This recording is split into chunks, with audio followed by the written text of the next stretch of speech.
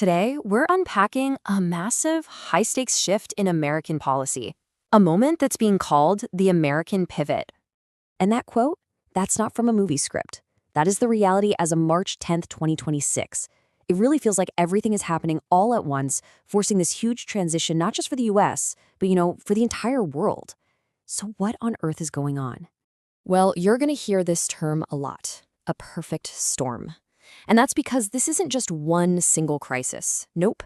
It's a whole series of interconnected pressures, military, economic, and political. And they are all converging at this exact moment.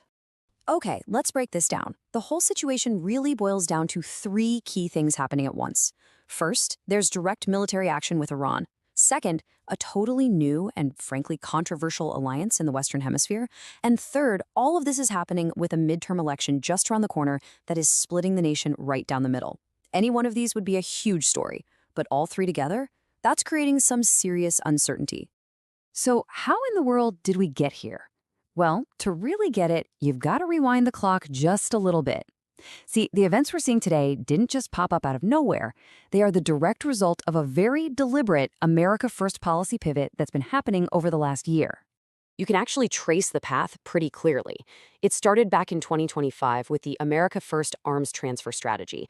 Then, bam, a massive tariff hike in January of this year. At the same time, the US started moving away from its big, traditional alliances. And then, just recently, the situation with Iran completely boiled over. It has been one bold move after another in very quick succession. And that shift in alliances brings us to a really important term you're going to want to know: mini-lateralism. So what is it? Basically, instead of relying on huge organizations like NATO for everything, the new focus is on these smaller, more agile groups of countries that come together for very specific shared goals. Think of it like surgical strikes instead of broad, sweeping agreements. And you can really see the difference here. On one side, you have the old playbook, these big, formal alliances focused on broad international norms. But on the other side, you've got this new strategy. A perfect example is the Shield of the Americas, a much smaller coalition, laser-focused on very specific security goals. It is a fundamental change in how America is choosing to engage with the rest of the world. So what happens when you make such a dramatic pivot? Well, you get a ripple effect, of course. And we are seeing the consequences of these policies playing out right now, both across the globe and right here at home.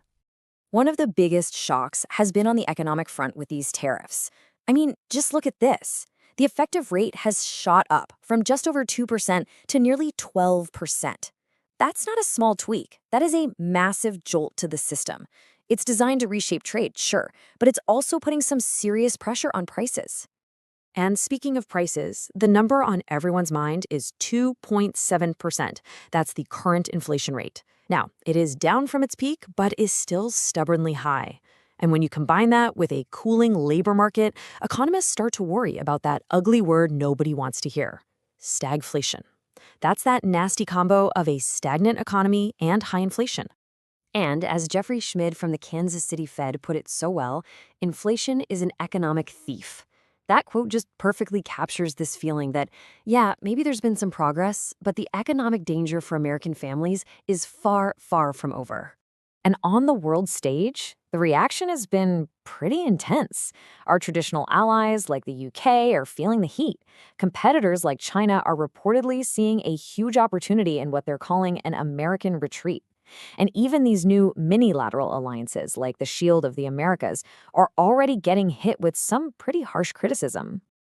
But this pressure isn't just external. Back home, tensions are escalating, and I mean escalating dramatically, between federal and state authorities. It has gotten so bad that people are actually talking about invoking the Insurrection Act. That is a very rare move that lets the president deploy troops on U.S. soil. The fact that it's even being discussed just shows you how deep these divisions are running. Now, from the administration's point of view, the military action in Iran is being framed as a success. President Trump has declared the conflict won. But, and this is a really big but, he added that qualifier: perhaps not won enough. That little phrase is a huge signal that this whole engagement is probably far from over. But on the other side of the aisle in Washington, you're hearing a completely different story. A recent report from Senator Jean Shaheen argues that these very same policies have weakened America's standing and are directly hurting families' wallets. It's just two totally different interpretations of the exact same reality. So all this brings us to the biggest question of all. Where does this go from here? As we look at the rest of the year, analysts are really seeing three main ways this could all play out. Okay, so path number one, the conflict in the Middle East gets even bigger, and that could send oil prices soaring. Path two, Washington basically hits the pause button, call it legislative autopilot, where nothing major gets done until after the election results are in. And then there's path three, the midterms cause a huge power shift, which could lead to a complete reversal of these policies. Defunding military ops, rolling back tariffs, the whole shebang. And don't dismiss that third scenario, because it is very much in play. Right now, if you look at generic ballot polling, which just asks voters which party they'd support, it shows the Democrats with about a 4.5-point lead. Now, it's a slight edge, for sure, but it's enough to suggest that a major check on the administration's power is a very real possibility this November. And that brings everything back to this year's midterm election. This is shaping up to be way more than just your standard political contest. It really feels like a national referendum on which direction the country is headed. Because what's really at stake on November 3rd is whether or not Americans are going to endorse this fundamental pivot, this huge move away from the international system that's pretty much defined global politics since the end of World War II.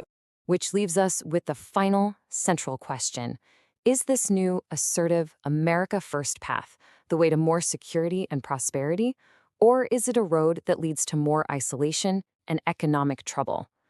The answer to that question will be delivered by the voters, and it's going to define not just America's future, but the global order for years to come.